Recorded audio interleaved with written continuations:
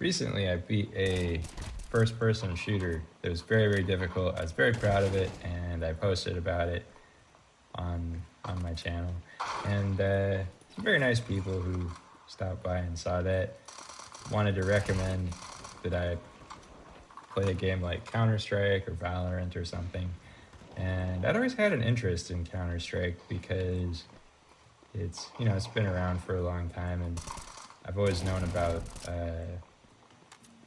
how competitive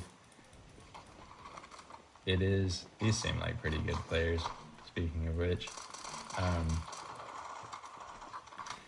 And I was always curious about it, but I just never was able to really get into it before. And I thought I'd give it a shot. So here I am, seeing how good I can be at Counter-Strike. I've been playing for like a week now or something, so I've gotten used to the guns and to the gameplay, at least. But I've mostly just been playing team deathmatch mode since I wanted to get good at reading sort of combat situations and all of that before I played the real game. And I get it that that's, I think, what this mode is designed for, is just to help people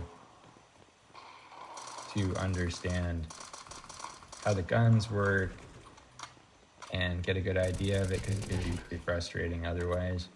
But it's actually a really, really fun game. I like going around and tagging people, essentially. I like how the headshot system works.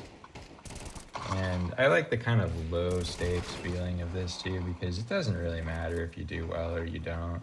There's not some rank associated with it. You're just playing and having a good time, or a bad time, depending on what kind of a time you want to have. But it doesn't feel super serious to me. Although, you do gotta wonder, like, who was it who was designing this? And it's like, what's really frustrating is when you spawn and then you get shot in the back. And we're like, I know, it'd be less frustrating would be if when people spawned, they were invincible, so that now as you're going around the map, it's just these glowing, invincible people who at any moment could turn on like a fucking sleeper agent and just blast you in the head as you're running by, and you can't do anything about it until the timer runs out, and you don't know if they're there and they're just not doing anything, or if they're away, or if they're away, or what the deal is. So and then maybe they're just sitting there waiting for you. They're waiting to jump on you. But anyway, here I am playing School Shooter Simulator 5000. I'm just kidding. This building does seem kind of like a school, though. Just, it has like, it's got these little lockers and just got that kind of like pastel vibe of a school where it's fluorescent lights. I'm talking about American schools. I don't know what schools are like in other countries. But that said, there aren't a whole lot of like. It's really an American issue as well. But I digress a little bit. And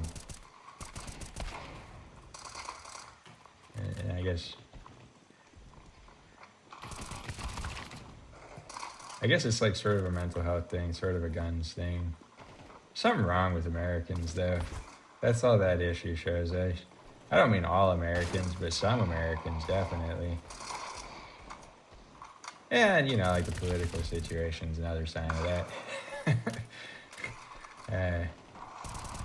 But for some reason, like, the right wing is just not terribly disturbed by the idea of children getting shot, or very recently blown up by the U.S. military in Iran. I couldn't believe that shit. I mean, what an unbelievable fuck up. Just bombing a fucking school. And then to, like, be such a coward to step forward and not talk about the absolute tragedy of it, but to go for Trump I don't know. Maybe it was the Iranians who bombed them because their missiles are not very accurate. You know, like what an insane thing to say. Just like absolutely insane. Uh, and here's why that's insane, by the way. Instead of just degrading into rhetoric like people always do, the reason that's so insane is that if the point that he's making is that he thinks the Iranians would actually intentionally bomb their own people in order to send some kind of a message and say it was the Americans who did it, then, like, why would you say, oh, they must be inaccurate with their missiles? And all the while, the defense secretary, Secretary of Department of War now, Pete Hegseth, who's really the Secretary of Defense in any legal sense, since they haven't actually changed the name to the Department of War. But he won't actually say that it wasn't the Americans who bombed the school. And it's like that's so insane. Instead, it doesn't give people any time to process the tragedy of things because they just decide it's not a tragedy. It's such a different kind of tragedy that it doesn't matter. It's not a tragedy of a failure of U.S. intelligence and the chain of command. Instead, it's not this cruel, totalitarian regime viciously murdering its own people to send some kind of a sick message about America and America's willingness to do the same things that, Israel has done in Gaza as retribution. Which is what that is, it's retribution. Retribution for a terrible violence that is levied upon Israel. But it should be more evidence, to not continue the horrors that people, bring into your life, essentially. That civilized nations have an obligation to do better, to do something more, to find a different way, to find a way to look at, the Gazans as being just as important as the Israelis. Palestine is just as important as Israel. And so there must be a better way to deal with the situation than to bomb tens of thousands of mothers and children. There must be some other way. You have to look for one. You can't just stop there and go, this is enough. Just burn it all to the ground. They did something to us, so now the gloves come off.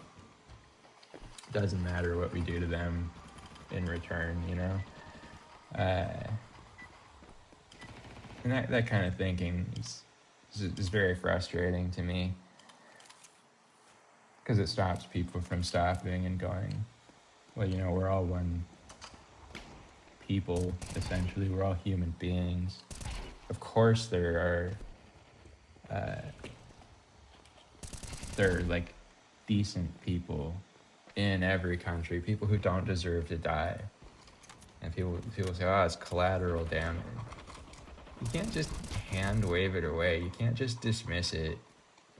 And people do that because they want to stand in a specific area politically.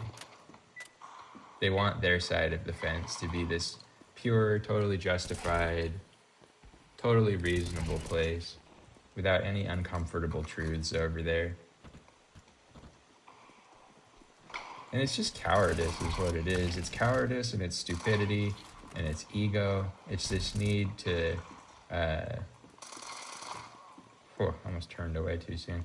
But it's this need to validate one's point of view, which is such an absurd undertaking. It's so absurd. To stand by yourself and be like, look, I was right the whole time. I was right all along. Always been right, still right, never wrong.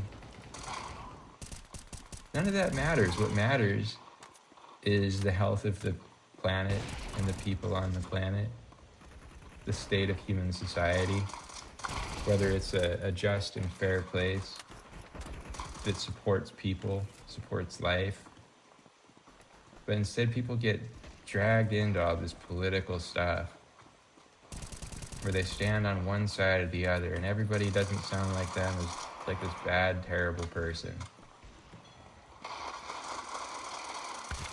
And that's a symptom of both the parties, the Democrats and the Republicans. But the difference is that the Democrats are fighting for Republicans as much as they fight for Democrats. And this is a point that does not get raised often enough, or ever really. Like, Trump is essentially fighting for Republican interests on a moral level. The Republican vision of the world must survive, even at the cost of individual Republicans who might need things like healthcare and education. And that's what I'm saying, is that the Democrats, what they want is healthcare and education. And, systems that support people, Social Security,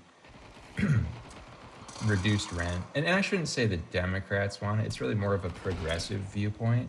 But I think most of the Democrat Party would be receptive to that if they were running the whole government.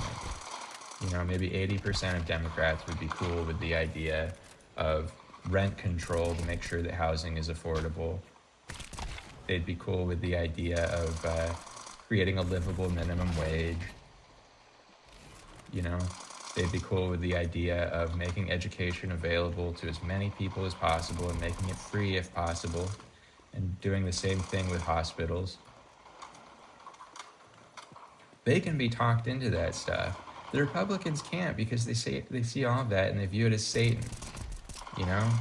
It's like, well, if you spend money on healthcare for everybody, you're taking that away from hardworking Americans who made that money. You're stealing their money from them. It's like, no, you're making sure that society is moral, that it cares about each individual person as much as any other. That's the whole point of society. It's about making sure that everybody's needs matter and are met, and that no one gets special treatment at the level of the fundamentals, like having a place to live, being able to get health care, being able to receive a suitable education that's informative and increases your understanding of the world. Because right now, the rich get special treatment. They get to go to the hospital. They get to go to a good hospital, go to good schools. They have an assurance of housing and transportation, job security. Not all the time, not all rich people. But if you have enough money, then you do have job security, because it doesn't matter if you have a job or not. You can do whatever you want. You don't have to, go on a wild hair and decide, I'm going to go run a fucking country instead of just sitting around and being a rich-ass billionaire and not having to do anything. I don't get the restlessness of these people who decide they have to do all this stuff.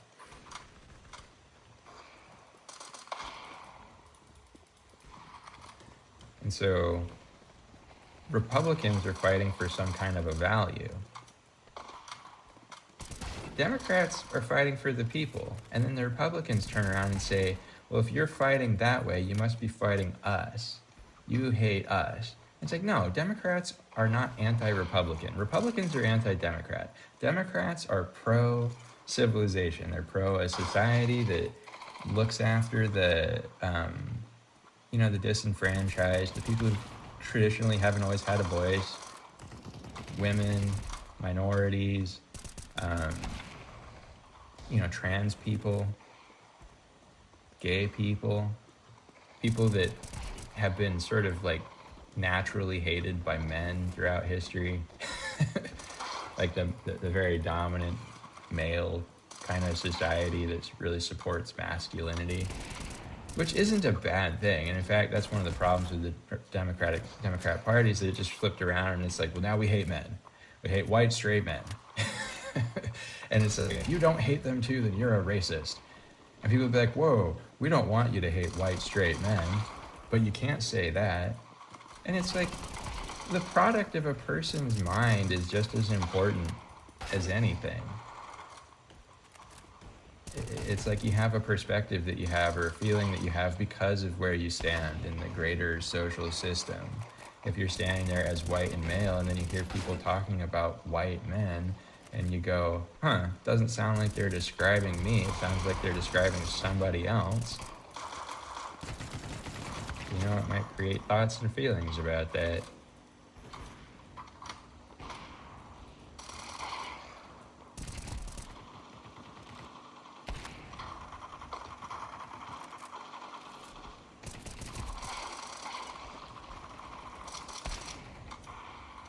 And my whole point is that, like, having thoughts and feelings is natural and it's human. And even if it comes from some kind of a myopia, because there are things you don't understand behind your perspective that you have,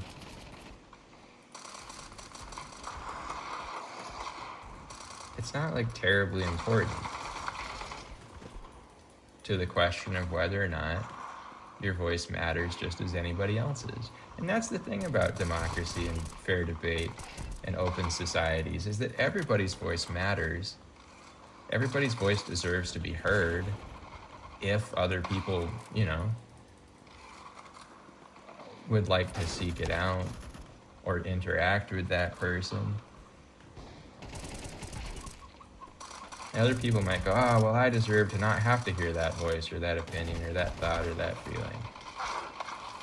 And it's like, yeah, you can avoid those thoughts and feelings and opinions, but somebody expressing them doesn't make that person like a bad person. It doesn't make them some horrendous piece of shit because they had this idea or that idea about things.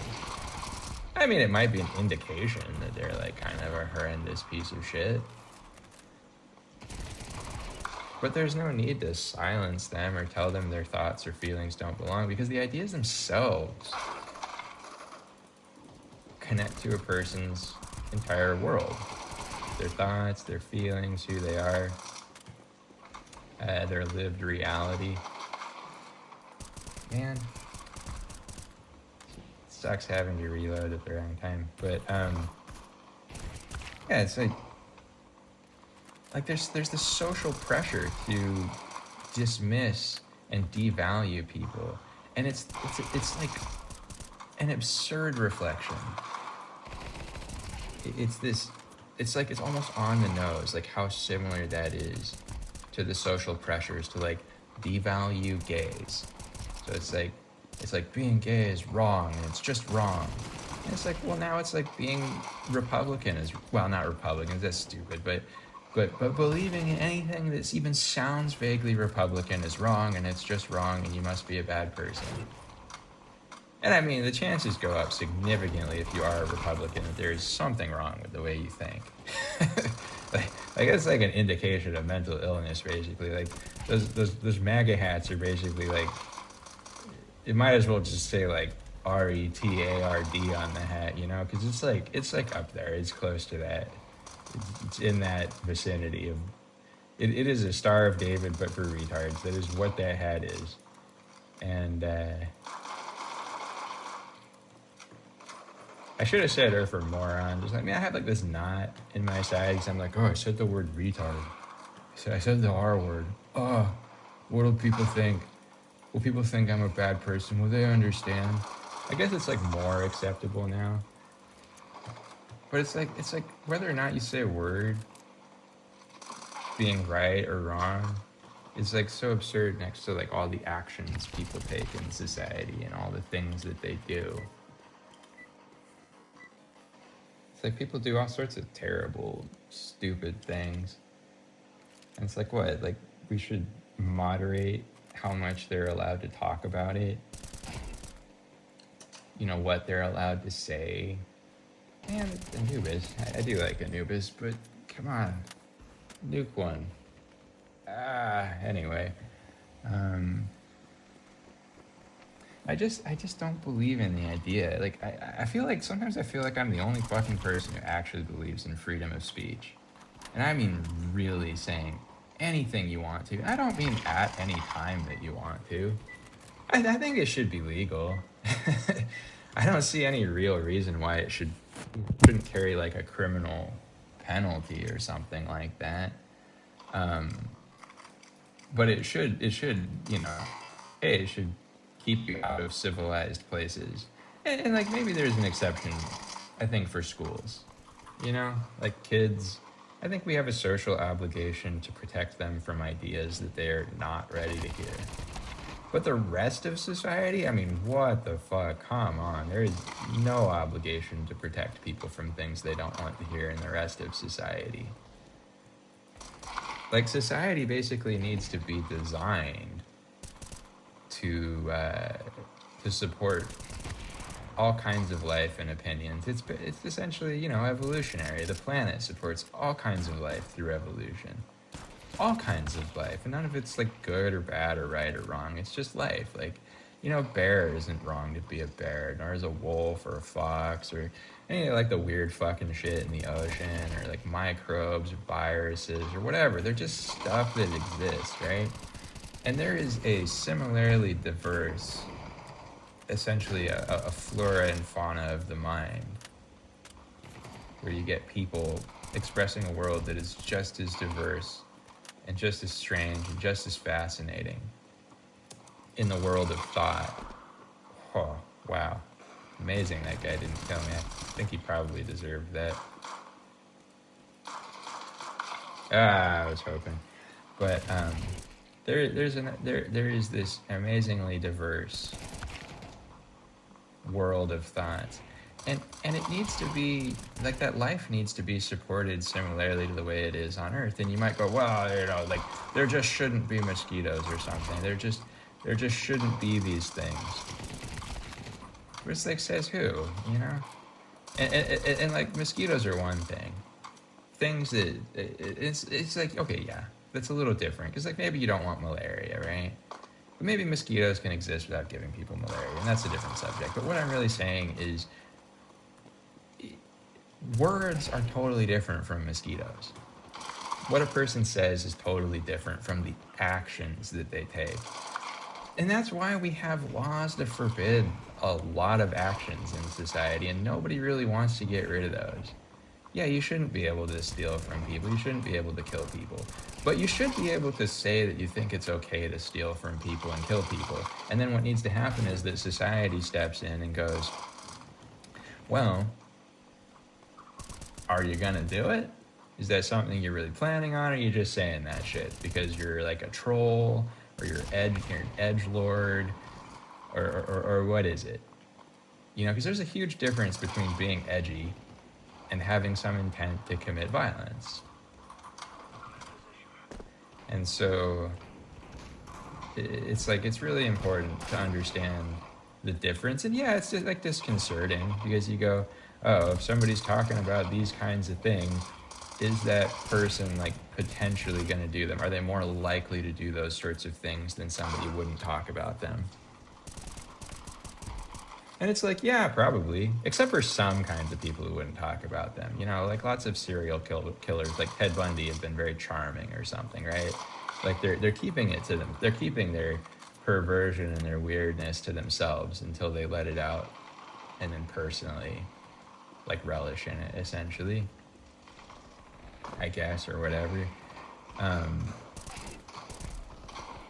So, but it's well noted that there is an incredible, like, sociopathy in the way that we keep social order, because people who can learn the rules can very easily blend in. They can just say what they know people want to hear, and they don't care if they're saying something that's true and real to them. They just want to get something that they want. They're looking for an outcome, an effect. It's like a lot of men do that with women. They'll go tell them what they want to hear, what the man knows that they want to hear, but it'll all be bullshit. It'll all be completely disingenuous because they're just trying to get laid. And so that exists too.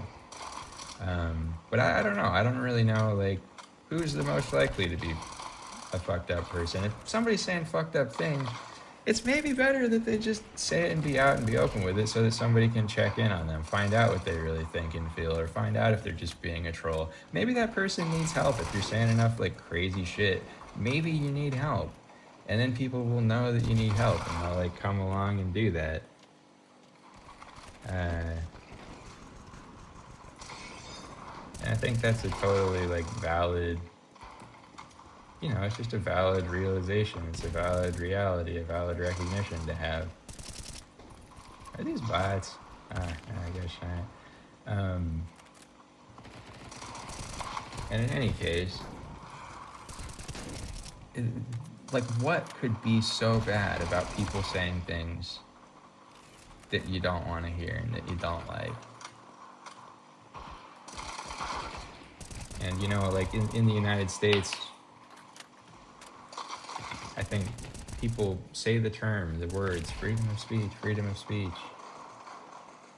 all the time. But when the Republicans say it, then you have the president like trying to sue the fucking press for saying things that he doesn't like about him. And it's like, that's not free speech. That is not a belief in free speech. That is a belief in you getting to say what you want to say, and then other people not being allowed to say the things that they want to say. And that's a pattern that repeats in society. And it's a very unhealthy pattern. And I'm not saying people shouldn't be able to avoid speech that they find uncomfortable or don't want to deal with at a given moment in time. And it's like, yeah, I think there should be like filters online so you can just look at like positive comments and helpful comments and stuff like that. And I think that's an inevitability. Eventually, AI will just like filter through all the Reddit comments, show you the things that are positive and helpful. But what I think would be very fascinating to do would be to see who all the people are who would open those chat sections and hit the button for, just show me whatever everybody's posting. I want to see and hear everything. I would definitely echo it. I want to see all the troll comments and like insane shit that people say. I think it's very, very interesting. It's an incredibly fascinating thing. And I don't want that taken away by a society that is like really prudish and moral and has decided like what ideas are right and what's wrong and what's transphobic or sexist or racist or whatever, and then saying things like, oh, it's transphobic to have an issue with the concept of calling individuals they them. It's not even like just things are unrelated. People are allowed to have an opinion about language. I'm allowed to have the opinion that I don't like using they them as a singular because it muddies up the language. Like I hear many sentences at this point where somebody says they, and I'm like, well, are you talking about a fucking individual or a group of people? And that shit just pisses me off. Well, it doesn't really piss me off because, I don't know. The thing that pisses me off is people telling me I can't say that. That pisses me off. But in a simulated sort of way, it pisses me off. On another level, I don't really give a shit. But I do give a shit about the idea that my opinion on that, in that regard, is somehow like immoral to have and means I'm a hater. I'm a fucking hater who hates trans people, which could be far further from the truth. That's so stupid. I don't have the time to waste hating trans people. That's an insane idea to me. And for one thing, I don't have any reason to hate trans people at all because I don't see any problem with trans people. There's nothing wrong with trans people in my mind. And they're perfectly nice people in my experience. I like them generally quite a bit because I think a lot of trans people have been through a lot of stuff and it engenders a lot of just general feelings of compassion toward them. And in my case, the ones that I've met.